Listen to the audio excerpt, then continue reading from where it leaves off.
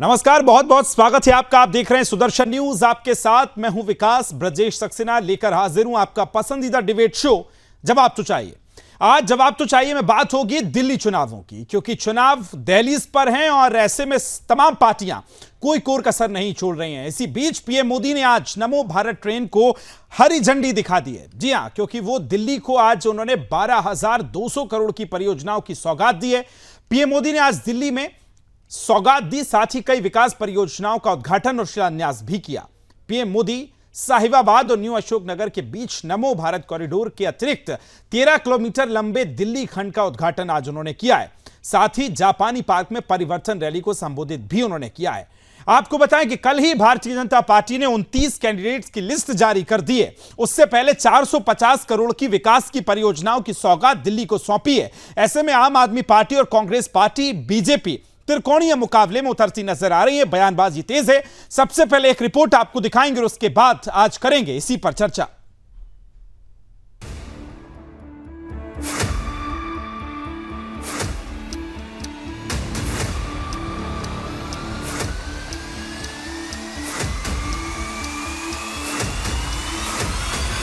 PM Modi ने new Ashoknagar में 13 kilometre लंबे नमो भारत ट्रेन के साहिबाबाद न्यू अशोकनगर सेक्शन का उद्घाटन किया।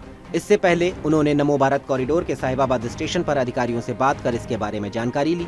साहिबाबाद आरआरटीएस स्टेशन से न्यू अशोकनगर आरआरटीएस स्टेशन तक नमो भारत ट्रेन में यात्रा की। यात्रा के दौरान उन्होंने स्कूली बच्चों और अन्य लोगों से बातचीत की। इसके अलावा पीएम ने 12,200 करोड़ रुपए से अधिक की लागत वाली कई अन्य परियोजनाओं का उद्घाटन और शिलान्यास किया। पीएम ने दिल्ली मेट्रो फेज 4 के जनकपुरी पश्चिम कृष्णा पार्क के बीच करीब 1200 करोड़ रुपए की लागत वाले 2 किलोमीटर लंबे हिस्से का उद्घाटन किया। इससे पश्चिमी दिल्ली के कृष्णा पार्क, विकासपुरी और जनकपुरी के लोगों को फायदा मिलेगा। इसके अलावा करीब 26 किलोमीटर लंबे रिठाला कुंडली खंड की आधारशिला भी रखी। ये कॉरिडोर रिठाला को हरियाणा के नाथूपुर से जोड़ेगा। वहीं पीएम ने नई दिल्ली के रोहिणी में केंद्रीय आयुर्वेद अनुसंधान संस्थान के लिए नए अत्याधुनिक भवन की आधारशिला भी रखी, जिसका निर्माण लगभग 185 करोड़ रुपए की लागत से किया जाएगा। बल्कि दिल्ली एनसीआर में वायु प्रदूषण में भी राहत मिलेगी। एनसीआर से दिल्ली में रोजाना आवाजाही करने वाले लोगों के लिए ये किसी वरदान से कम नहीं होगा। मौजूदा समय में आरआरटीएस के फेज 1 में 3 कॉरिडोर प्रस्तावित हैं, जिसमें से दिल्ली मेरठ कॉरिडोर का निर्माण कार्य अंतिम चरण में है। शेष 2 अन्य दिल्ली अलवर और दिल्ली पानीपत कॉरिडोर पर भी जल्द काम शुरू होगा। वहीं फेज 2 में 5 कॉरिडोर प्रस्तावित हैं। इस तरह से आरआरटीएस के 8 कॉरिडोर को तैयार हो जाने से दिल्ली एनसीआर में मास ट्रांजिट सिस्टम दुनिया के अन्य शहरों से भी बड़ा हो जाएगा। दिल्ली के चारों ओर 100 किलोमीटर के दायरे में आने वाले सभी प्रमुख शहर आरआरटीएस से जुड़ेंगे। Bureau report, Sudarshan news.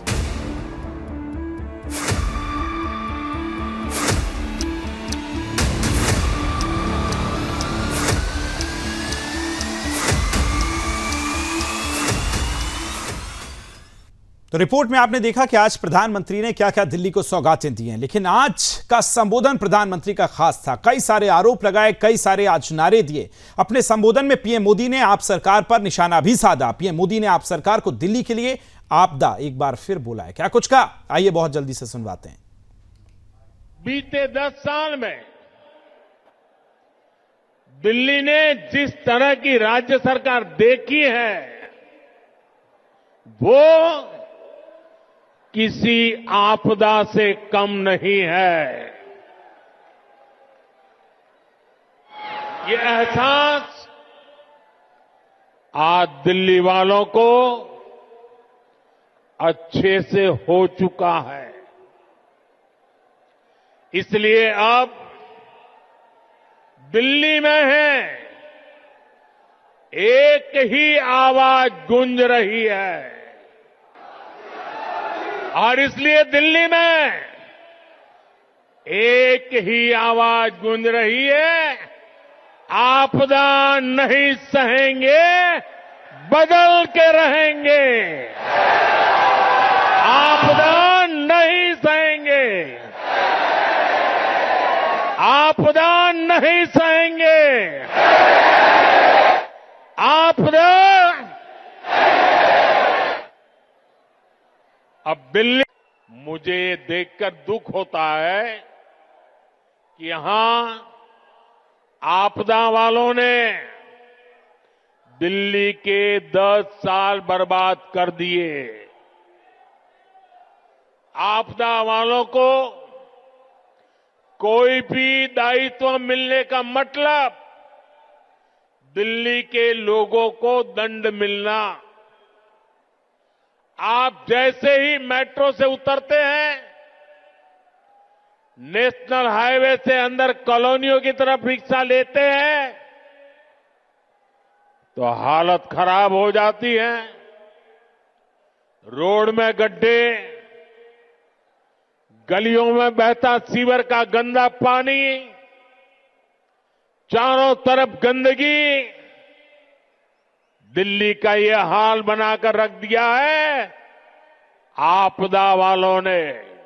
इस आपदा सरकार के पास दिल्ली के लिए कोई विजन ना हो, जिसे दिल्ली की परवाह ना हो, वो दिल्ली के लोगों का विकास नहीं कर सकती। साथियों, आज भी दिल्ली को आधुनिक बनाने के लिए जितने भी काम है वो केंद्र की भाजपा सरकार ही कर रही है। तो आपने सुना प्रधानमंत्री ने किस तरह से आम आदमी पार्टी को आपदा बताया है, लेकिन इसी बीच अरविंद केजरीवाल ने प्रेस कॉन्फ्रेंस की और पलटवार भी किया है। क्या कुछ कहा, सुनवाते हैं। आज प्रधानमंत्री जी 38 मिनट बोले और 38 मिनट में से लगभग 29 मिनट वो दिल्ली के लोगों को, दिल्ली की चुनी हुई सरकार को गालियां देके गए हैं। चुन चुन के गालियां दे रहे थे, मैं देख रहा था, बहुत बुरा लग रहा था मेरे को। प्रधानमंत्री जी से इस तरह के, प्रधानमंत्री जी से लोग उम्मीद करते हैं एक विजन देंगे देश के लिए, एक विजन देंगे दिल्ली के लिए, एक बड़ा काम देंगे, लेकिन वो बस केवल गाली। मैं उन गालियों में नहीं जाना चाहता। मैं प्रधानमंत्री जी से निवेदन करना चाहता हूं, उनको याद दिलाना चाहता हूं, 2020 का मैं संकल्प पत्र लाया था, वो रह गया अंदर शायद।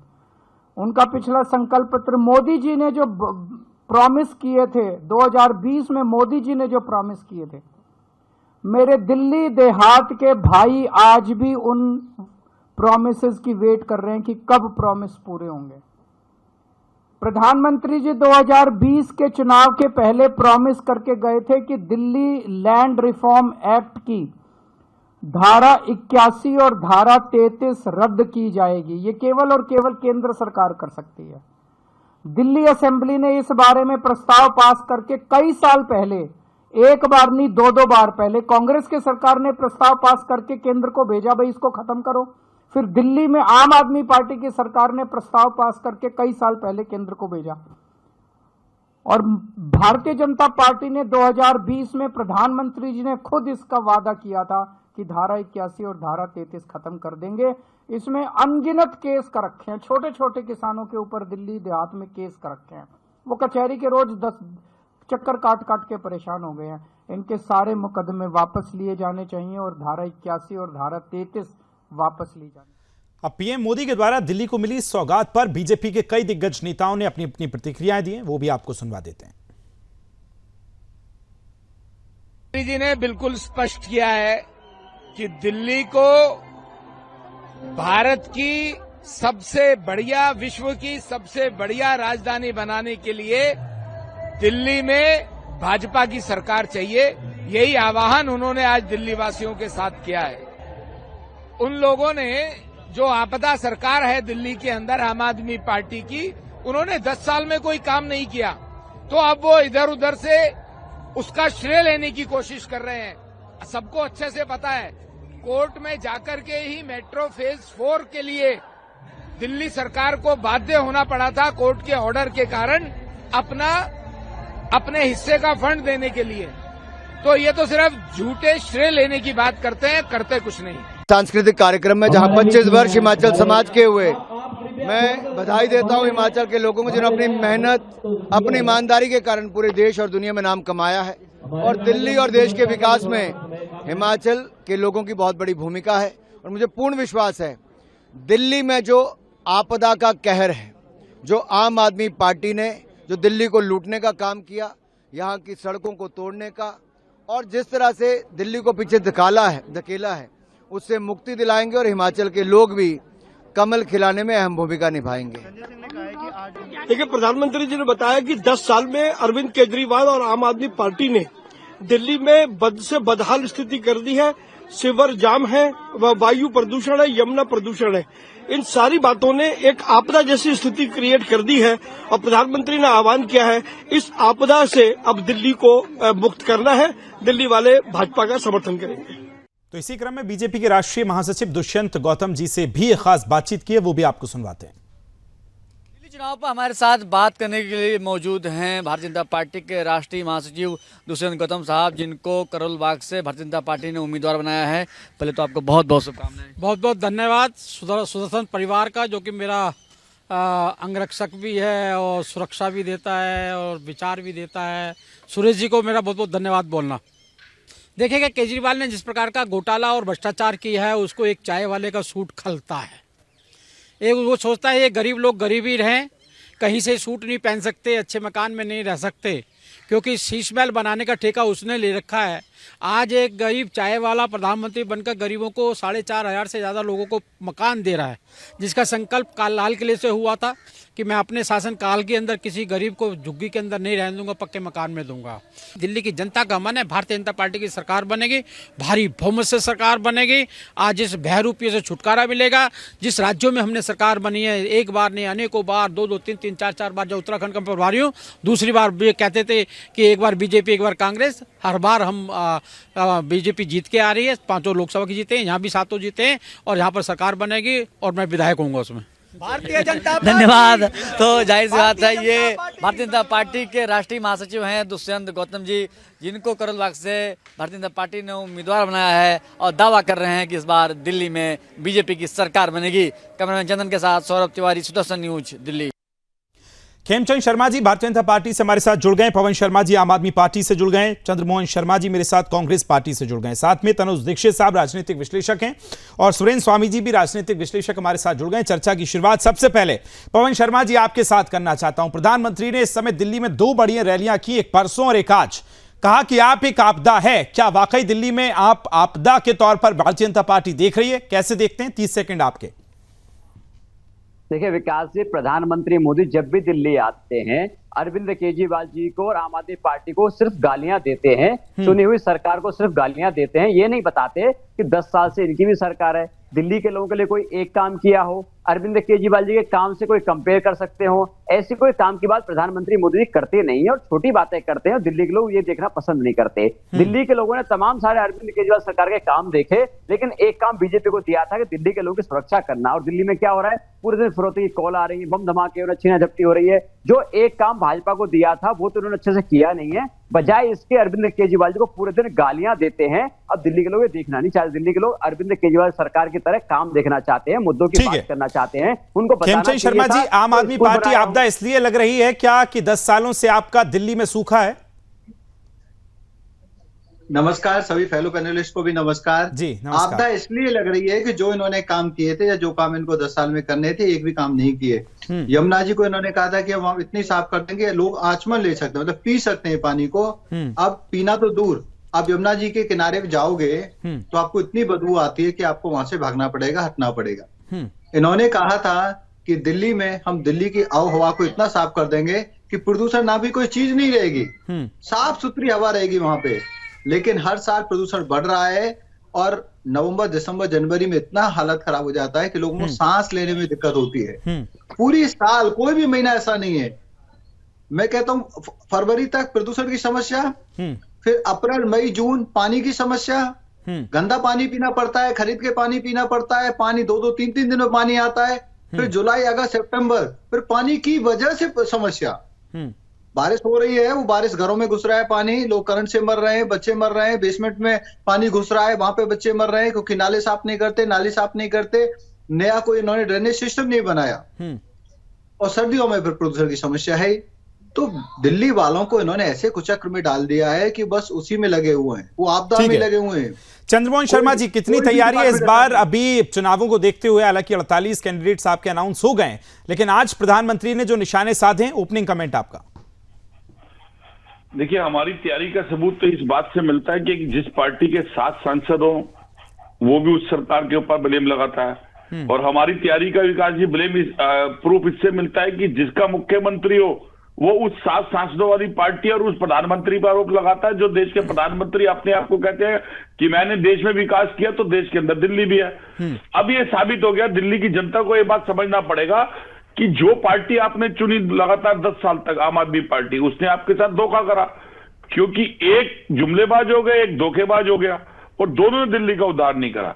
और एक शब्द और निकला था आपदा का, भी जो बोल रहे थे, बिल्कुल ठीक कह रहे हैं आपने शब्द अच्छा निकाला आपदा का, लेकिन आपदा ए में ने आप पार्टी, बी ने बीजेपी, दोनों ही आपदा है दिल्ली के लिए, क्योंकि दोनों ही पार्टियों ने लगातार पिछले 10 सालों में अगर नूरा कुश्ती ना करी होती तो आज ये शब्दों का वार नहीं होता, एक प्रमाण पत्र होता कि हाँ जी, हमने कांग्रेस के 15 सालों के अंदर जो डेवलपमेंट कांग्रेस छोड़ के गई थी, हमने उसको इतने सिरे से बड़ा करा। या कांग्रेस के इन आरोपों को, जो कांग्रेस को हमने आरोप लगाए थे, उसका काला चिट्ठा कांग्रेस के नेताओं के प्रति ही है, वो तो है ही नहीं। बीजेपी के नेता कहता है पानी की कमी है, बीजेपी के नेता कहता है बिजली के बिल में चोरी है, हम भी कहते हैं। आम आदमी पार्टी कहते हैं कि बीजेपी के 7 सांसद निकलता है, काम नहीं करते, जीतने के बाद दिल्ली का ध्यान नहीं रखते, ये हम भी कहते हैं और बिल्कुल करते हैं।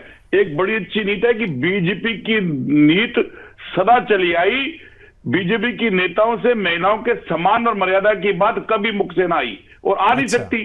जिस देश के प्रधानमंत्री, लौट रहा हूं, ओपनिंग कमेंट सभी के ले लूं। जिस देश के प्रधानमंत्री किसी मंथुरा कह दें, उसके सांसद तो किसी भी, ठीक है सर, पॉइंट टेकन। लौटूंगा आपके पास, लंबी चर्चा आज हम लोग करेंगे, बस ओपनिंग कमेंट ले लूं। सुरेंद्र स्वामी जी, किस तरह से देख रहे हैं? 2 चुनावी रैलियां हुई हैं, उसके बाद दिल्ली चुनाव को लेकर धार तो हालांकि मिल गई है। आम आदमी पार्टी पहले ही 70 कैंडिडेट्स का अनाउंस कर चुकी है, 48 कांग्रेस ने कर दिए। अभी कैसे देखते हैं ये चुनाव और आज प्रधानमंत्री का संबोधन? सुरेंद्र जी। देखिए विकास जी, दिल्ली में ये हकीकत है कि आम आदमी पार्टी अंडर स्ट्रेस है, और खाली आम आदमी पार्टी अंडर स्ट्रेस नहीं है, बल्कि न्यू दिल्ली से खुद केजरीवाल जी अंडर स्ट्रेस है। अच्छा, ये चुनाव इनके लिए बहुत मुश्किल है, और उसके सीधा सीधा कारण ये है कि जो नीति इन्होंने अभी तक अपनाई थी, कभी पक्ष की तरह, सरकार की तरह बात नहीं करना, हमेशा विपक्ष की तरह बात करना, हमेशा दूसरों को दोष देना, हमेशा दूसरों पे इल्जाम लगाना, और एक इन्होंने ये रखा कि सब सरासर झूठ बोलना। स्कूल नहीं बनवाए तो कभी कहेंगे 22,000 कमरे बनवाए, तो कोई आके कहेगा 44,000 कमरे बनवाए, तो कोई कहे अरे भाई जो कमरों में जाते हैं उनको तो मालूम है ना। सड़क, बिजली, पानी, जिसका इन्होंने इतना ढिंढोरा पीटा, उसका यह हाल हो गया कि लोग चैनल पे आ करके वीडियोस में कितने आप देख रहे हैं, सब जगह लोग कह रहे हैं कि भाई यहाँ टूटी पड़ी है सड़कें, यहाँ सीवेज है। तो इन्होंने इंफ्रास्ट्रक्चर में कोई इन्वेस्टमेंट नहीं किया, कभी भी एक सड़क के डिवाइडर को भी रिपेयर करके पेंट नहीं किया। तो उसका नतीजा ये हुआ कि ये अपने ही बुने हुए जाल में कि झूठ बोल बोल के दूसरों पे आरोप लगा दो, दूसरों पे ये कर दो, मुझको गाली दे रहे हैं। पवन भाई, अब आप बताइए कि मोदी जी के भाषण में कोई केजरीवाल को कहीं गाली थी? लेकिन इनकी है, ये यही बोलेंगे कि हम, क्योंकि इनके पास और कुछ कहने को है नहीं। दूसरी बात आप ये देखिए कि कांग्रेस इनसे हट गई है, कांग्रेस इससे हट गई है, उसके 2 डेवलपमेंट है। पहला तो ये है कि लोग 15 साल के राज में जो शीला दीक्षित जी ने काम किए थे, जो उन्होंने दिल्ली को सजाया संवारा था, और जिनको इन्होंने बदनाम कर करके सत्ता में आए, तो अब उन लोगों को लग रहा है जो कांग्रेस के वोटर शिफ्ट हुए थे, भाई आज कांग्रेस के कुल 4.6%, 3% वोटर है, तो ये क्यों रह गए? क्योंकि ये वोटर ने सोचा भाई केजरीवाल एक अच्छा ऑप्शन है भाजपा के अलावा, हम वहां चले जाते हैं। अब उनको लग रहा है कि ये तो बहुत गड़बड़ हमने कर दिया, तो उनको अपनी भूल हो रही है, वो वोटर शिफ्ट हो रहा है। ठीक है। जो मुस्लिम वोटर है, लास्ट मेरा पॉइंट है अभी पहले राउंड का, जो मुस्लिम वोटर है वो ये समझ गया है कि रीजनल पार्टीज के भरोसे आप भाजपा से टक्कर नहीं ले सकते, तो आपको नेशनल पार्टी पकड़नी चाहिए, वो कांग्रेस पकड़ रहे हैं। तो इस हालात में एक तो आपने कुछ किया नहीं, बिल्कुल, और ये जो आपने पॉइंट्स बताए यही बड़ा दिलचस्प कर रहे हैं इस बार दिल्ली के इलेक्शन को। लौटूंगा आपके पास तनुज दीक्षित साहब। इस बार अगर अभी तक के हम कैंडिडेट्स की लिस्ट देखें, बड़ी दिलचस्प फाइट होने वाली है, और कुछ सीटें ऐसी कि बिल्कुल त्रिकोणीय मुकाबला, और कई लंबी कतार सीटों की ऐसी है जहां फाइट एकदम टाइट है। तो अभी तक दिल्ली चुनावों को आप किस तरह से देख रहे हैं, और कल जो 29 कैंडिडेट्स की बीजेपी की लिस्ट आई है उसने और धार नहीं दे दी इन चुनावों को? तनुज दीक्षित साहब। निश्चित रूप से हम अगर देखें तो बहुत जल्दी अब दिल्ली के इलेक्शंस की डेट घोषित होने वाली है। जैसे जैसे चुनाव और नजदीक आ रहे हैं, शायद कल या कल परसों में चुनाव की तारीख की भी घोषणा हो जाएगी। और यही एक बहुत बड़ी बात है, जो राजनीतिक पार्टियां इस समय दिल्ली में काबिज है, कहीं ना कहीं उनके मन में एक डर सता रहा है, और ये डर जायज भी है। जिस तरीके से हमने विगत 11 वर्षों का इतिहास आम आदमी पार्टी की अगर हम बात करें, जो देखा, कार्य करने की शैली और किए हुए कार्यों को देखा, तो उस बेबुनियाद ढांचा, एक जो मजबूत ढांचा नहीं है, ऐसा ढांचा दिखाई देता है आम आदमी पार्टी का कहीं ना कहीं। वहीं कांग्रेस सत्ता में बहुत पीछे है, बहुत मेहनत की आवश्यकता है। वे तो खुद ही जहां कांग्रेस का गढ़ है, वहीं पर आज कांग्रेस अपनी उपस्थिति दर्ज नहीं करा पा रही है। ऐसे में कांग्रेस के लिए भी बड़ी ही चिंता का विषय है किस तरीके से चुनाव में अपने गढ़ में भी जीत दर्ज कराएगी। वहीं अगर हम बात करें तो 2 पूर्व मुख्यमंत्री जो दिल्ली से रहे, उनके बेटे इस बार चुनावी मैदान में बड़े चेहरों के रूप में प्रवेश वर्मा और संदीप दीक्षित दोनों को देखा जा रहा है। वहीं अरविंद केजरीवाल, क्योंकि वो भी अब पूर्व मुख्यमंत्री ही हैं, ऐसे में एक पूर्व मुख्यमंत्री और 2 पूर्व मुख्यमंत्री के बेटे इस बार मैदान में दिखाई दे रहे हैं। और निश्चित रूप से एक बेहद ही पेचीदा ये चुनाव होने वाला है। तनुज भाई, लौट रहा हूं आपके पास। पवन शर्मा साहब, 15 और 20 2 चुनावों के बाद क्या ये इस बार का चुनाव 25 का चुनाव उतना आसान होगा आपके लिए जितना पिछली बार था? क्योंकि कई सीट्स ऐसी हैं, तमाम राजनीतिक पंडित ये चर्चा कर रहे हैं कि ये 2 सीट्स, चाहे हम नई दिल्ली की बात कर लें या कालकाजी की बात कर लें, उतनी आसान नहीं होंगी जितनी पिछली बार रही थी। क्योंकि एक तरफ हल्का लांबा है, रमेश बिदूड़ी हैं, दूसरी तरफ संदीप दीक्षित हैं और प्रवेश वर्मा है। पवन भाई, देखिए विदेशी, मुझे लगता है विकास जी, ये चुनाव सबसे आसान होने वाला है कि आपको पूरा माहौल दिख जाएगा। एक तरफ प्रधानमंत्री मोदी जी सिर्फ अरविंद केजरीवाल जो गाली देते हैं, बताते नहीं क्या काम किया और क्या काम करेंगे, कोई विजन नहीं इनके पास में, कोई मुद्दे नहीं इनके पास। दूसरी तरफ अरविंद केजरीवाल जी कहते हैं हम हर महिला को 2100 रुपए देंगे, हर बुजुर्ग का इलाज करवाएंगे, जो हमारे सीनियर सिटीजन होंगे, 60 से ऊपर होंगे, उनके इलाज की बात करते हैं। हर पुजारी, जो हर मंदिर का पुजारी होगा, जिसने हमारी संस्कृति को इकट्ठा करके रखा, सजा के रखा, उसको हर महीने 18,000 रुपए का देने का वादा करते हैं। लेकिन भाजपा क्या करती है? भाजपा इन सारे वादों की खिलाफत करती है, उनको रोकने की बात करती है। और रही बात इंफ्रा की, देखिए मोदी जी ने जैसे कहा, पूरा झूठ बोला, हमारी जो सरकार, अरे शांत रहिए भाई, शांत रहिए। हमारी सरकार है जो सारी सुविधाएं फ्री देने के बाद भी विकास इनको शांत सब रहे, थोड़ा सा सब रहे, जरा ऐसे डिबेट नहीं हो पाती। आपकी बारी, आप बोलिएगा। हमारी इकलौती सरकार विकास जी ऐसी है जो कि सारी सुविधाएं फ्री देने के बावजूद भी इंफ्रा पे इतना बड़ा काम करके दिखा दिया जो भाजपा नहीं कर पाई। हमारी सरकार बनने से पहले दिल्ली के अंदर मात्र 193। पवन साहब, एक अभी आपने कहा कि सारी मुफ्त की योजनाएं देने के बाद भी हम काम कर रहे हैं, तो क्या ये मुफ्त की रेवड़ियां टैक्स भरने वालों के लिए धोखा नहीं है? देखिए, जो आज रिक्शा जिसके पास है वो भी टैक्स पे करता है, टैक्स पे करता है। अगर 2 मिनट आ रहा हूं, इसके बाद खेमचंद जी आ रहा हूं, चंद्रमोहन जी आपके पास भी आ रहा हूं जी। हो जाए, भाजपा उसको फ्री की रेवड़ी कहती है। लेकिन अगर भाजपा की सरकार अपने पूंजीपति मित्रों के 15.5 लाख करोड़ रुपए माफ कर दे तो वो तो रेवड़ा है। हमारी सरकार दिल्ली में मेट्रो बनाती है, फ्लाईओवर बनाती है, पानी की पाइपलाइन लेके काम करती है। लेकिन भाजपा का पास एक मुद्दा नहीं है जो ये बता पाए कि इनकी सरकार ने क्या किया। भाई गुजरात में खेमचंद साहब 2-3 आपसे सवाल पूछ रहे थे कि यमुना की सफाई नहीं हुई, प्रदूषण पर काम नहीं हुआ। मेरी आवाज ठीक कराइएगा। देखिए, ठीक है, चलिए खेमचंद शर्मा जी बोलिए, फिर आ रहा हूं आपके पास। मैं यमुना पर आंसर कर देता हूं। देखिए, यमुना की लंबाई कितनी है? यमुना जी की लंबाई 1300 किलोमीटर के आसपास की है, लेकिन दिल्ली में कितनी है? 21 किलोमीटर के आसपास है। दिल्ली की सरकार 10/10 क्वालिटी पे काम कर रही है, एसपीज बना रही है। तो क्या इनकी जहां राज्य की सरकार है, इनकी बीजेपी की, वहां यमुना साफ है? बिल्कुल साफ नहीं है। तो इनकी सरकार ने क्या किया? शर्मा जी 10/10 से सफाई हो रही है, वो कह रहे हैं। क्या कर रहे हैं? एक काम बता दें, यमुना के समय खेमचंद जी बोलिए। विकास जी, पवन भाई जिस तरीके से डिफेंड कर रहे हैं, वो गलत प्रोडक्ट को डिफेंड कर रहे हैं। आप हरियाणा की यमुना जी को देखिए, वहां पे आप पानी पी भी सकते हो, नहा भी सकते हैं। जैसे ही यमुना जी दिल्ली में आती है, गंदी हो जाती है। मैं कंप्लीट करूं भैया, मैं कंप्लीट करूं। हम सुदर्शन के चैनल के साथ हम जाएंगे। हरियाणा की यमुना जी को बहुत बार हमने दिखाया है, वहां का पानी क्या है और दिल्ली का पानी क्या है। दिल्ली में 18 नाले हैं, बिना वाटर ट्रीटमेंट के वो सीधे के सीधे यमुना जी में जाते हैं। यमुना जी के किनारे जितनी कॉलोनी है, उनका गंदा पानी भी यमुना जी में जाता है। उसकी वजह से यमुना जी गंदी हो रही है। विकास जी, इन्होंने कहा इंफ्रास्ट्रक्चर हमने बहुत बढ़ा दी। ये मुद्दा बात करता हूँ। तनु जी सुन लीजिए भैया, बीच में डिस्टर्ब मत करिए, मैंने कहा डिस्टर्ब नहीं किया। इंफ्रास्ट्रक्चर डीटीसी की लगभग 6,500 बस थी जब ये सरकार में आए थे, अब मात्र 3600-3700 बस बची हैं, और वो भी उनमें से 95% बस अपना जीवन काल जी चुकी। वो तो 1200 से ज्यादा बस मोदी जी ने दे दी फेम 2 के तहत, और दिल्ली का काम चल रहा है, उनको भी मेंटेन नहीं कर पा रहे। कौन सा इंफ्रास्ट्रक्चर आपने बढ़ाया? मेट्रो 100% केंद्र सरकार के कंट्रीब्यूशन से आगे बढ़ रही है, और आज भी आप कह रहे हैं हमने क्या किया। आदरणीय प्राइम मिनिस्टर मोदी जी ने मेट्रो दी है, नमो ट्रेन का उद्घाटन किया है, गरीबों को घर दिए। खेमचंद शर्मा जी योजनाएं दी हैं, उससे कोई नहीं नकार सकता है, लेकिन फिर आम आदमी पार्टी ये भी तो कहेगी कि जिन चुनावी घोषणाओं का, चुनावी वादों का आप आम आदमी पार्टी पर आरोप लगा रहे हैं, फिर अब ऐसे में आप भी तो चुनाव के एन वक्त पे दे रहे हैं ना, ये 12,200 करोड़ की, 450 करोड़ की, तो क्या ये चुनाव के लिहाज से नहीं मानी जाए? हम दे रहे हैं, उद्घाटन कम और डिलीवरी ज्यादा है। हमने 3,000 फ्लैट पहले दी और 1,675 फ्लैट अभी दी। तो वेट एंड वॉच वाली स्थिति आपने चुनाव के लिए रखी थी क्या? नमो मेट्रो का वेट एंड वॉच नहीं तो डिलीवरी अब हमने 2022 में दी। चुनाव तो होते रहते हैं, अभी 6 महीने पहले लोकसभा इलेक्शन था, फिर एमसीडी का इलेक्शन था, हम डिलीवरी कर रहे हैं। ईस्टर्न वेस्टर्न पेरिफेरल एक्सप्रेसवे किसने दिया? हमने दिया।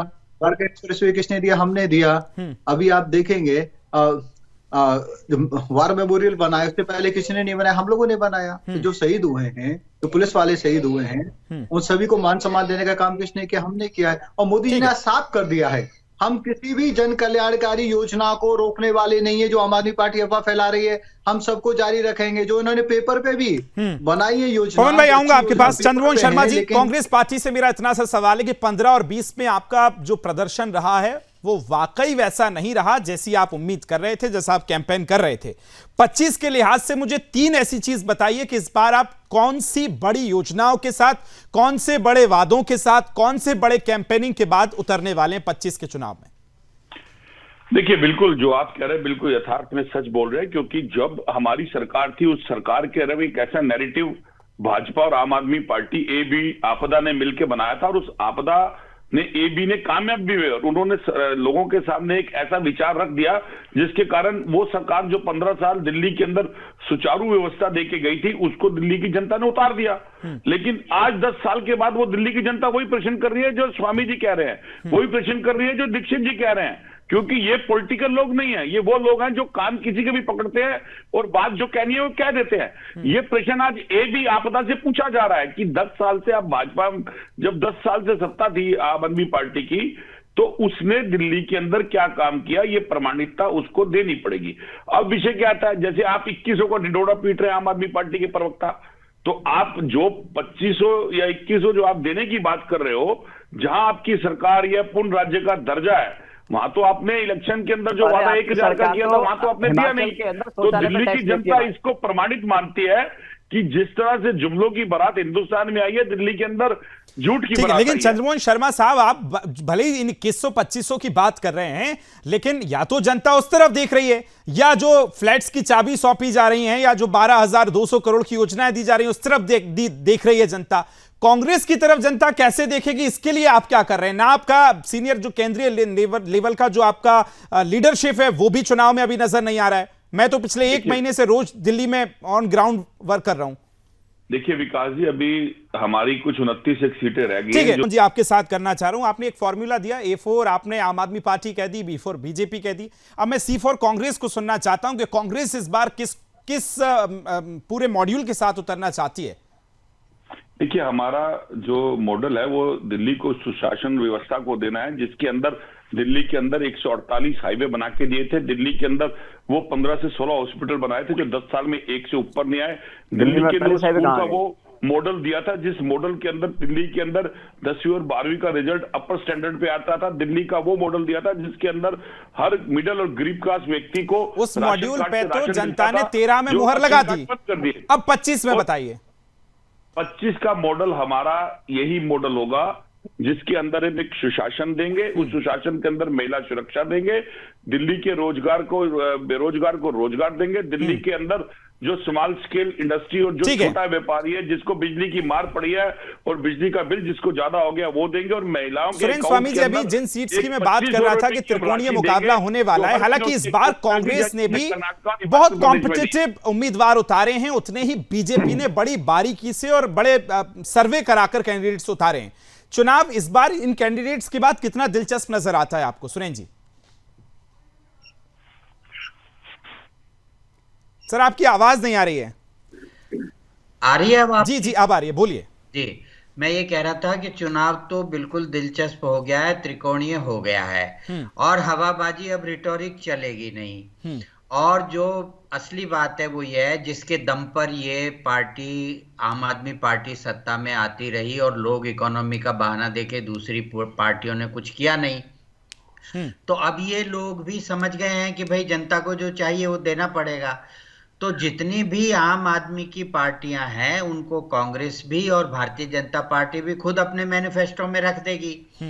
तो इनकी ये जो बात है कि ये महिलाओं को देंगे, इनको देंगे, उनको, वो सब न्यूट्रलाइज हो जाएगा। न्यूट्रलाइज जब वो सब चीजें हो गई तो फिर जनता के सामने क्या बचेगा? फिर जनता के सामने डे टू डे की लाइफ बचेगी। उनके सामने सड़क होगी, सीवेज होगा, पानी होगा, बिजली होगी, उनके पास जो टूटा हुआ इंफ्रास्ट्रक्चर है वो होगा, जो कोई अस्पताल नहीं बने, कुछ नहीं बना, स्कूल नहीं बने, उस पे ये बहस नहीं कर पाएंगे क्योंकि उस पे ये बैकफुट पे चले जाएंगे, वो यमुना की बात। लेकिन सुरेंद्र स्वामी जी, आपने जो कहा कि जो स्कीम्स के तहत भले ही फ्री की योजनाएं मान लीजिए, लेकिन उसमें जो महिला सम्मान योजना इस बार एड ऑन हुई है, लाडकी बहना योजना महाराष्ट्र में काम की तो आपने प्रत्याशित नतीजे देखे, जो महिला सम्मान योजना झारखंड में काम की तो आपने नतीजे देखे, अगर उसी में महिला सम्मान योजना जोड़ लीजिए फिर तो सीट इस हिसाब से बढ़ना चाहिए तनुज दीक्षित साहब आम आदमी पार्टी की। नहीं, वो तो भाजपा भी देगी ना, इन्होंने तो दी नहीं, खाली वादा किया है ना, लागू करते तो बात दूसरी थी। मुझे लगता है कि अपने कमरे से बाहर निकलते नहीं है। बहुत जल्दी से तनुज दीक्षित साहब बोलिए, फिर पवन जी आपके पास आ रहा हूं, बोलिए। देखिए, दो टोक बातें करना चाहता हूं। सबसे पहले खेमचंद जी, मैं आपको टोक नहीं रहा था, एक बात आपने आप प्रवक्ता पवन जी की छोड़ दी थी। वो बात ये थी, इन्होंने कहा कि दिल्ली के अंदर सिर्फ 22 किलोमीटर की यमुना है। वह शर्मनाक बात है कि 11 साल की सरकार में महज 22 किलोमीटर की यमुना भी आप पार्टी साफ नहीं करवा सकी, जबकि मैनिफेस्टो में विगत 3 बार से, एक नहीं 3 चुनाव लड़े अरविंद केजरीवाल ने और 3 बार सीएम रहे हैं 11 सालों में, तीनों में नहीं करवा सकी, पहली चीज। दूसरी चीज, आज जिस तरीके से पार्टियां अपने स्कीमें लेकर के आ रही हैं, कहीं ना कहीं मध्य प्रदेश में जो शुरू हुई थी 2018 में लाडली बहना योजना, इसी से नारी सशक्तिकरण इनको ध्यान आता है और ये इसको दूसरे राज्यों में ले जाकर के इसकी बुराई, महाराष्ट्र राज्य में, हरियाणा में जब स्कीमों के ऊपर जब चर्चाएं होती थी तो इस पे कटाक्ष करते थे कि पैसा दे रहे हैं महिलाओं को। आज ये खुद ही अपनी मैनिफेस्टो में वो सशक्तिकरण के लिए स्कीमें लेकर के आ रहे हैं। तो जो स्कीमें इनको कल तक पसंद नहीं थी, आज चाहे आम आदमी पार्टी हो चाहे कांग्रेस हो, बीजेपी की तर्ज पे सशक्तिकरण याद आ रहा है और अपनी पार्टी के मैनिफेस्टो में वो स्कीमों को लाया जा रहा है, चाहे 2100 रुपए से हो। पवन शर्मा साहब, जब हरियाणा में अगर यही भारतीय जनता पार्टी इस तरह की कोई स्कीम्स कहे तो आपकी पार्टी विरोध करती है, और दिल्ली में अगर आप खुद कर रहे हैं तो उसको आप एक्सेप्ट कर रहे हैं। दूसरी चीज जो अभी सुरेंद्र जी ने कही कि अगर आपको देना ही था, सरकार आपकी है, देना शुरू कर दीजिए। देखिए विकास जी, तो अरविंद केजरीवाल जी की जीत है कि जो पार्टी धर्म और जाति की राजनीति करती थी उसको मजबूर कर दिया कि स्कूल की बात करो, हॉस्पिटल की बात करो, लेकिन ये पार्टी कुछ काम करके तो दिखाए। भाई अरविंद केजरीवाल जी कहते हैं हर आदमी को, जो हमारी महिला उसको 2100 रुपए मिलेंगे और 18 साल से ऊपर की है, भाजपा उस कहती है कि बंद होनी चाहिए। अरविंद केजरीवाल जी जब कहते हैं कि हमारे मंदिर के पुजारी जो हैं उनको 18,000 महीने हर पुजारी को देंगे, लेकिन भाजपा उसका विरोध करती है। तो भाजपा नहीं है, लेकिन बात कर रहे हैं अरविंद केजरीवाल की सरकार वो है जो इनोवेशन हुआ है दिल्ली के अंदर, उसमें से 1260 करोड़ रुपए आम आदमी पार्टी की सरकार ने दिया, अरविंद केजरीवाल जी ने दिया है, 50% की हिस्सेदारी दी है। लेकिन भाजपा बताए कि हमारे पड़ोसी राज्य हैं, वहां पे कहीं पे 200 बिजली फ्री हो तो भाजपा हमसे बात करे। और स्कूलों की बात कर रहे थे, वो स्कूलों की महिला सम्मान योजना का मैंने सवाल किया कि जब आपको अगर देना ही है तो आप अभी से शुरू कर दिए, पर आप टर्म्स एंड कंडीशंस अप्लाई कर देते हैं। सर आपने कहा कि जीत के बाद अरविंद केजरीवाल मुख्यमंत्री बनेंगे तो देंगे, तो क्या फिर आतिशी को आप नहीं बनाएंगे? विकास जी, ये तो हमारी सरकार तय करेगी ना, ये हमारे वादे हैं, हमारी सरकार बनने के बाद सबको दिया जाएगा। लेकिन भाजपा को इतनी अगर आपत्ति है, भाई यूपी हरियाणा राजस्थान सारी की सरकार है, 7 साल में आम आदमी पार्टी ने 100 करोड़ रुपए सबको देके आ गए ना भाई। 24 घंटे बिजली सिर्फ दिल्ली में आती है, राज्यों में सरकार है, एक भी राज्य में 24 घंटे बिजली नहीं है। मैं चैलेंज करता हूँ चैनल के माध्यम से, लेकिन भाजपा से पूछना चाहता हूँ, अरविंद केजरीवाल जी की 18,000 महीने की स्कीम का भाजपा विरोध करती है। कुछ कहना चाह रहे हैं, जल्दी से बोलिए खेमचंद जी। विरोध करना चाहती है भाजपा, रोकना। विकास जी, हम किसी भी योजना का विरोध नहीं कर रहे हैं, हम पूछ रहे हैं आप 10.5-11 साल से सत्ता में हैं, दिया क्यों नहीं? हमने तो मध्य प्रदेश में देके दिखाया, महाराष्ट्र में देके दिखाया, और आपने अभी तक दिया क्यों नहीं? और आज आदरणीय प्राइम मिनिस्टर मोदी जी ने बिल्कुल साफ कर दिया है, किसी भी जन कल्याणकारी योजना को बंद नहीं किया जाएगा, लेकिन उसमें जो ठेकेदारी, कमीशन खोरी, रिश्वत खोरी चल रही है उसको हटा दिया जाएगा, उनको और बेटर बनाया जाएगा, एफिशिएंट बनाया जाएगा, और इनकी कई योजनाएं सिर्फ जो कागज पे हैं उनको उतारेंगे। साथ की आयुष्मान भारत कार्ड मिलेगा। चंद्रमोहन शर्मा जी, क्या कांग्रेस पार्टी को जितना इस समय ग्राउंड पर एक्टिव होना चाहिए था, जैसे आम आदमी पार्टी लगातार नजर आ रही है, भारतीय जनता पार्टी की रैलियां चल रही है, तमाम उनकी दिल्ली की लीडरशिप मैदान में, उतनी कांग्रेस इस समय एक्टिव नहीं दिख रही है? 7 सालों में 100 करोड़ रुपए दिए हैं आम आदमी पार्टी। चंद्रमोहन जी, आवाज नहीं आ रही आपकी जी। विकास जी, पहले कांग्रेस ने अपने उम्मीदवारों की लिस्ट निकाली थी, और कांग्रेस की उम्मीदवारी की लिस्ट लगभग पूरी हो चुकी है, और उस पूरी उनके अंदर महिला सम्मान की बात आती है, बेटी पढ़ाओ बेटी बचाओ की बात आती है, लेकिन उन्हीं के सांसदों के बयानों पे भी चर्चा होनी जरूरी है विकास जी। क्योंकि अगर एक महिला प्रियंका गांधी के गाल पे सड़कें बनाने के लिए एक विधायक लड़ने वाला कहता है, और साथ में एक चुनी हुई डिप्टी चीफ मिनिस्टर के लिए वो कहता है कि बाप ही बदल दिया, तो क्या ऐसी पार्टी की नीतियां देश के अंदर महिलाओं के प्रति सम्मानित है? तो मैं कह ही रहा हूं कि ए फॉर आप आदमी पार्टी, बी फॉर बीजेपी, दोनों ही आपदा हैं, और इसके अंदर सी फॉर कांग्रेस एक करैक्टर के साथ उन 15 साल के करैक्टर को लेकर जो दिल्ली की जनता को स्वर्गीय शीला दीक्षित के सुशासन में मिला था, वो आने वाले उन 5 सालों के अंदर एक ऐसा character model, role model Delhi को कांग्रेस प्रदान करेगी, जो एक अच्छे मुख्यमंत्री की तरह डेवलपमेंट, शिक्षा, सुरक्षा और महिलाओं के साथ साथ बेटियों को उजागर करने के लिए भी आएगा, जिसके अंदर काश यही बात इस समय आपके केंद्रीय नेतृत्व के नेता जो हैं वो दिल्ली में मंचों से कहते, भाषण में कहते तो अच्छा लगता। खेमचंद जी बोलिए, 10 सेकंड।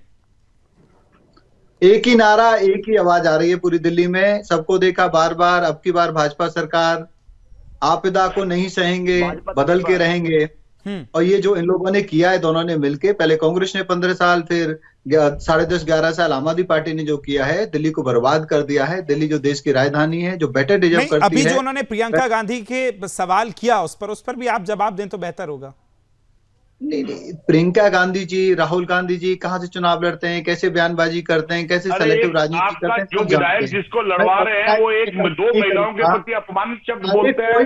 हमारे विधायक, हमारे नेता, एक महिला वो जो डिप्टी सीएम है, और उसके लिए आप कह रहे हैं कोई बात ही नहीं, ये महिलाओं का सम्मान है आपका, सबको पता है।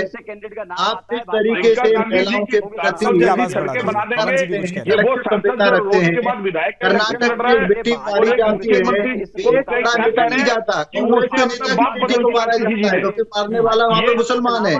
एक व्यक्ति नहीं जाता, एक व्यक्ति आप देखेंगे पश्चिम बिहार में नहीं पश्चिम बंगाल में नहीं गया, केरल में जो अत्याचार बहन बेटियों के खिलाफ हो रहे हैं एक व्यक्ति नहीं जाएगा। ये सेलेक्टिव बहन बेटियों की बात करने वाले लोग ये मुंह दिखाने लायक नहीं है, ना ये 9 में ना 13 में। रही बात कांग्रेस की, तो ये ना, इसीलिए आप देखेंगे सिर्फ दिखावटी राजनीति कर रहे हैं। और आम आदमी पार्टी पूरी तरीके से एक्सपोज हो चुकी है, कट्टर बेईमानी चेहरा इनका सामने आ चुका है। जिस तरीके से आज ये अपने काम के आधार पर वोट नहीं मारे, मैं इनको चैलेंज करता हूं, सीनियर नेता है पवन जी आम आदमी पार्टी के, वो वोट मांगे कि उन्होंने यमुना जी साफ कर दिए तो वोट मिले, नहीं तो ना दें। वो वोट मांगे कि अगर दिल्ली की सभी सड़कें अच्छी हैं तो उनको वोट दें, नहीं तो ना दें। वो वोट मांगे और कहें कि अगर दिल्ली की आओ हवा सही हो गई है तो उनको वोट दें, नहीं तो नहीं दें। मैं इनको चैलेंज करता हूं, सो कॉल ये इनके जो सीसीटीवी कैमरे हैं उसके आधार पे वोट मांगे कि सीसीटीवी कैमरे चल रहे हैं, प्रोएक्टिवली आप रिपोर्ट कर रहे हैं, कंट्रोल रूम आपका बता रहा है कहां पे अनसोशलाइज एक्टिविटी हो रही है, कहां पे चोरी हो रही है, तो आपको वोट दें, नहीं तो नहीं दें। आप बोलें, ये आपकी योजना थी, आप लोगों को बोले। अगर आप पूरा सुरेंद्र स्वामी जी, अभी जो कल 29 कैंडिडेट्स की लिस्ट आई भारतीय जनता पार्टी की, अभी भी होल्ड करके भारतीय जनता पार्टी रखी है, तो इस पे और 48 कैंडिडेट्स कांग्रेस के बाद कैसे देख रहे हैं आप? अभी क्यों ये होल्ड रख के और वेट एंड वॉच वाली स्थिति नजर आती है? नहीं, होल्ड कहाँ है भैया, अभी तो बहुत समय है, अभी कोई इलेक्शन अभी कोई डिक्लेयर नहीं हो गया है।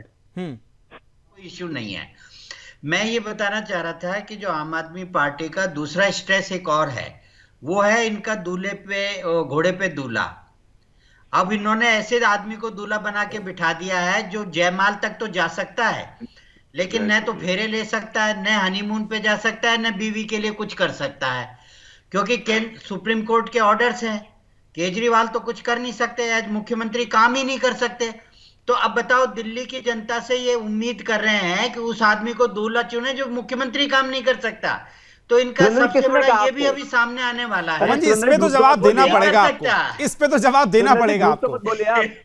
वो नहीं कर सकता। क्यों चंद्रमोहन जी, सही बात है ना, बोल रहे हैं, थोड़ा होमवर्क करके नहीं, थोड़ा लिख पढ़ के आइए, कोर्ट का आदेश पढ़िए, जो कि भाजपा को करारा तमाचा मारा था कि सीबीआई ईडी 22 रोज काम कर रही है। अरे वो छोड़िए, केजरीवाल के लिए क्या ऑर्डर है? ठीक है, चलिए, समय मेरे पास इतना ही से। तनुज दीक्षित साहब, 10 सेकंड आखिरी आपके पास, फाइनल कमेंट आपका, जल्दी से। आगे नहीं बढ़ सकते, दूल्हा मत बनाइए उनको। सबसे बड़ा मुद्दा मुझे जो नजर आता है वो एक ही नजर आता है कि पंडित पुजारी ग्रंथियों को आम आदमी पार्टी एक तनख्वाह देने की बात करती है, और एक आरटीआई जो जिस एक लगाई थी उसके अंदर ये आया है कि 7 साल के अंदर दिल्ली सरकार ने, गवर्नमेंट ने दिल्ली वक्फ बोर्ड को 100 करोड़ रुपए दिए हैं। बहुत बड़ा मुद्दा है। चलिए, इस पे तो फिर हालांकि चर्चा जारी है, लेकिन फिलहाल मेरे पास समय नहीं था। बड़ा दिलचस्प चुनाव होने वाला है। एक तरफ तमाम पार्टियां चुनाव को धार देने में लगी हैं, ऐसे में खेमचंद शर्मा जी, पवन शर्मा जी, चंद्रमोहन जी, तनुज दीक्षित साहब और सुरेंद्र स्वामी जी, सभी का बहुत बहुत धन्यवाद। दिल्ली का चुनाव और दिलचस्प होता जा रहा है और सुदर्शन न्यूज भी अपने कैमरे से हर चुनावी हलचल